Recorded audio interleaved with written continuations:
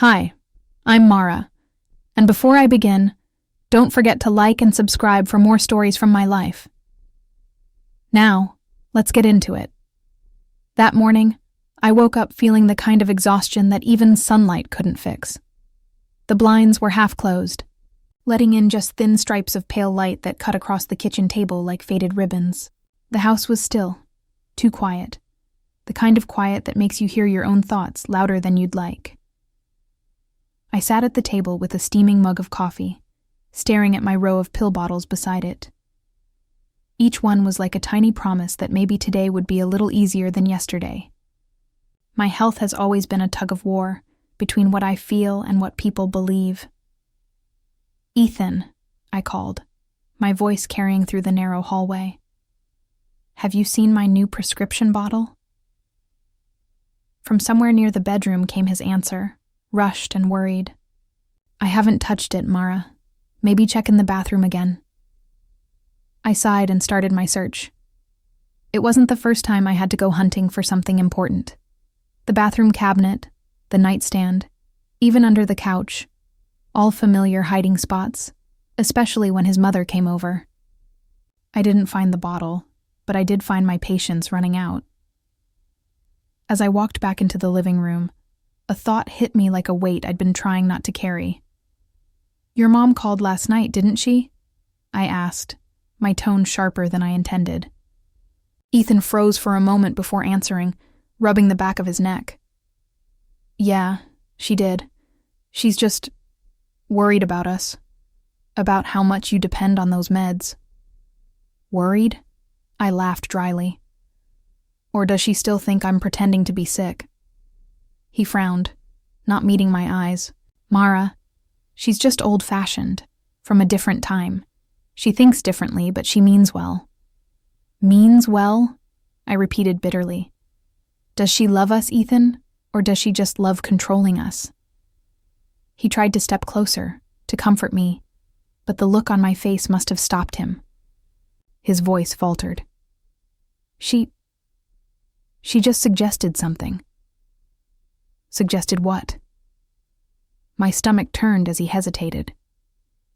"That maybe you could try a few weeks without the meds," he said finally, his voice low. "To show her you're really sick." The room spun for a moment, and I gripped the back of the sofa to steady myself. "And what did you tell her?" He sighed. "That she's wrong." "But Mara, she really believes—" "She's not a doctor, Ethan. And you didn't defend me, did you?" "I did," he said quickly. "I always do. It's just hard." "Hard for who?" I asked quietly. "For you or for me?" He didn't answer. The silence between us stretched thin, like glass about to crack. I looked down at my pill organizer, the neat little boxes that kept my life from spinning out of control, and felt tears sting my eyes. Ethan's voice softened. "I'm sorry, Mara. I'll talk to her again. I'll fix this." But his promise hung in the air like smoke, visible, but gone before it could mean anything. When he left for work, I sat alone, staring at the table through blurred vision. I knew this wasn't just about pills anymore. This was about trust, and how easily it breaks. That night, I found the empty spot where my pills used to be. My chest tightened. "You didn't," I whispered, more to myself than to him. "Please tell me you didn't just throw them away." Ethan looked terrified. "I had to, Mara. Mom was so sure. She said if nothing changed, it would prove she was wrong." "And you agreed to gamble with my health?" My voice shook with disbelief. "To prove a point to your mother?" He reached out, but I stepped back.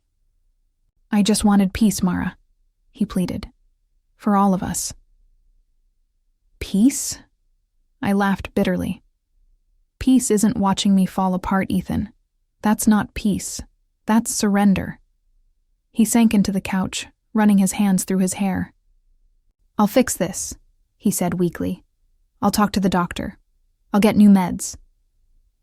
And what about her? I shot back. When are you going to stop letting her run our lives like we're her puppets? He didn't answer. The next day, while he was at work, I made a decision. If no one was going to believe me, I'd make them hear the truth themselves.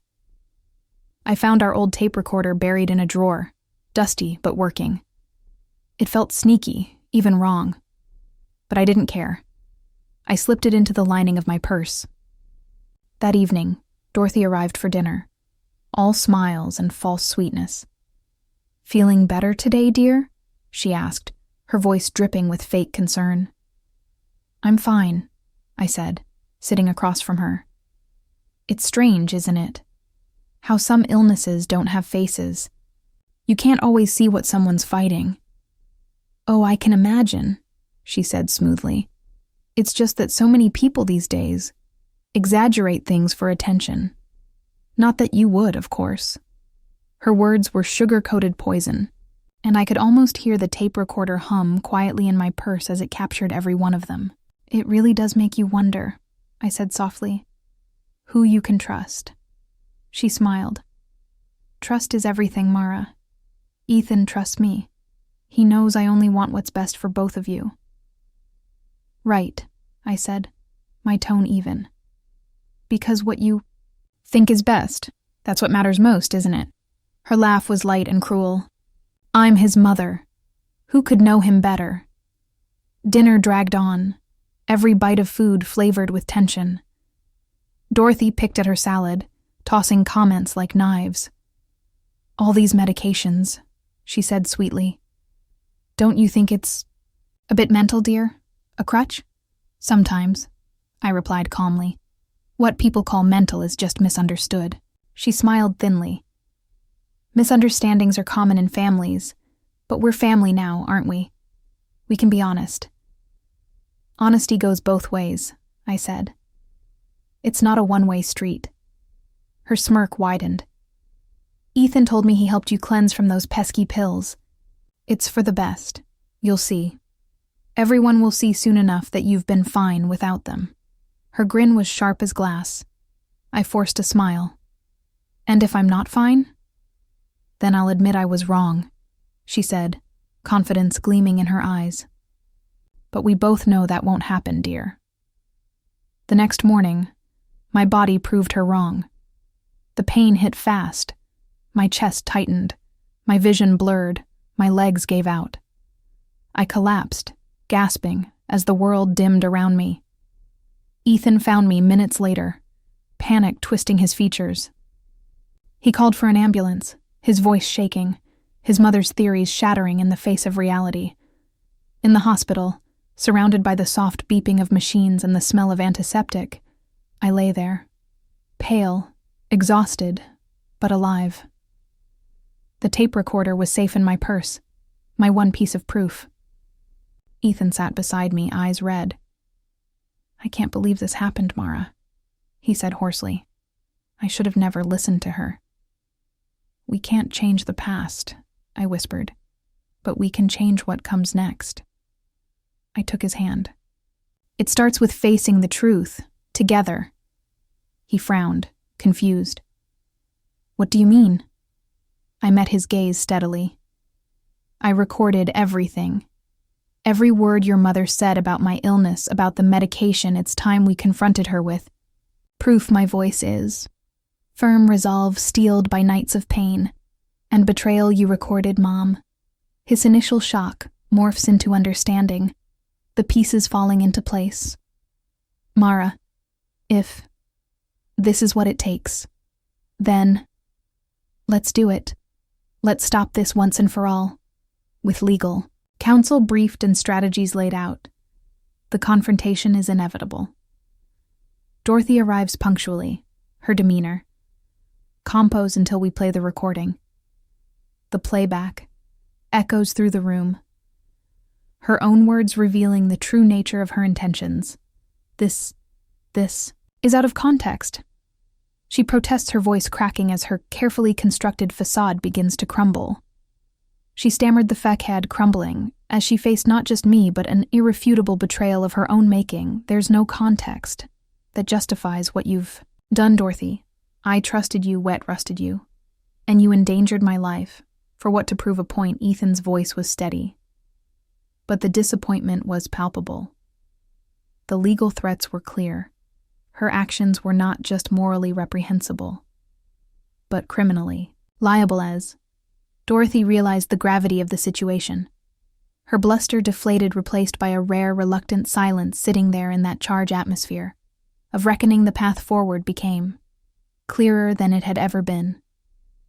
This battle born from whispered conspiracies and cruel intentions would end with the truth laid bare.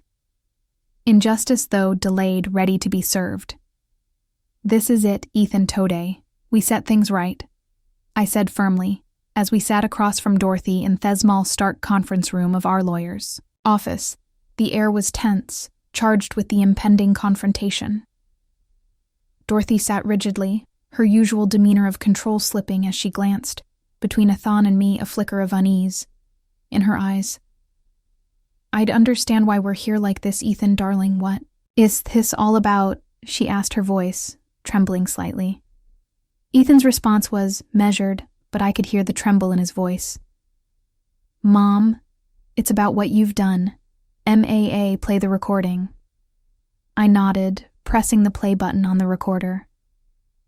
Dorothy's voice filled the room, starker against the backdrop of her current vulnerable state. I told Ethan to get rid of those pills. Her voice echoed, condemning her as the reality of her words said, saddled in Dorothy's face, paled, her eyes darting to Ethan, searching for some sign of support. But there was none. Ethan, I was just worried. I didn't mean you didn't mean. What mom to hurt me, to nearly kill my wife? Ethan's voice rose, a crescendo of pain and betrayal. How could you play with Mara's life like that? Dorothy stammered, her composure cracking. I thought it was for the best. I didn't believe she was really sick. I thought she was lying, taking you away from me by risking her life. No, Mom. That's not concern, that's control, and it's wrong. Ethan's declaration was a barrier she couldn't cross. Miss Paddler, lawyer, interjected, her tone professional but stern. Mrs. Dorothy, we've enough here for a serious legal case, emotional abuse, endangerment, manipulation. What do you have to say for yourself? Dorothy's voice was barely a whisper, her usual UL fire reduced to embers. I am sorry. I was wrong. Can we fix this? Sorry doesn't change what you did. We're moving forward with the charges. I said, not out of vengeance, but out of necessity. The KN for accountability was crystal clear. The legal discussions that followed were a blur, with terms like settlement and restraining orders tossed around. Dorothy agreed to a settlement, the terms strict and non-negotiable. She was to pay for all medical expenses and damage a financial acknowledgement of her physical and emotional trespasses as well. F the office. Ethan took my hand. His grip tight. Mara, I'm so sorry for everything, for not seeing, for not standing by you sooner. It's going to take time, Ethan, a lot of it, but today was a good first step. I replied, my words, not just for him, but for myself as well. A reminder of the path forward, I know, and I'm here for all of it. We'll rebuild together. Ethan's promise rang with a sincerity that had been missing before. The weight of his mother's influence finally lifted in the days that followed. My health began to stabilize my body. No longer a battleground for familial warfare, but a testament to resilience. I started attending therapy, both individual and couples with Ethan each session, a brick in the foundation we were rebuilding. Life settled into a new rhythm, one where my voice was heard, and my health prioritized. Ethan and I grew closer, the scars of the P, as slowly healing into lessons for the future, and as I reclaimed my health and our life together. I knew this. I was no longer just a survivor, but a victor. My spirit and body were no longer shackled by deceit, but lifted by truth and justice. The story has reached its conclusion, and Mara's struggle for justice has unfolded now. I'd love to hear your thoughts. If you were in Mara's shoes, would you have gone as far as recording a private conversation to expose the truth? Or Would you have chosen a different path? To prove your point, your opinions are valuable, and I'm really interested in seeing different perspectives on handling such a delicate situation. Please share your thoughts in the comments below. And if you enjoyed this story, don't forget to like this video and subscribe to the channel for more intriguing tales. Your support helps us continue to bring these stories to life.